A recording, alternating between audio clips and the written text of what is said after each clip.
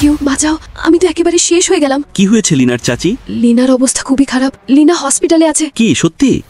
আরে থামো, আমি আসছি। লিনা, তুমি কোথায়? লিনা, লিনা, আমার সোনা, আমার ময়না, আমার কি হয়েছে?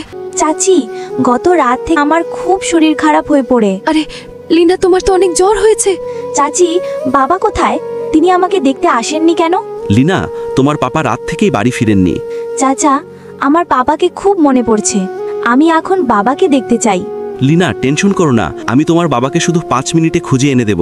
আর লিনার সবচেয়ে পছন্দের খাবারটাও নিয়ে এনো। ঠিক আছে, আমি মাত্র 5 মিনিটে আসছি। চাচা বাবাকে খুঁজতে গেলে তখন লিনার চাচি তড়িঘড়ি করে লিনাকে সুন্দর করে গা মুছে দেয়। তখনই বন্ধুরা, আমাকে মাত্র 5 মিনিটে এই খাবারটা বানাতে হবে আর লিনার পাপাকেও খুঁজে আনতে হবে।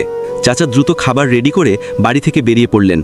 তখনই হঠাৎ, ভাইয়া, লিনা কোথায়? তুই জানিস ও লিনা কতটা অসুস্থ আর সে তোকে কতটা মনে করছে? কি, আমার লিনা অসুস্থ?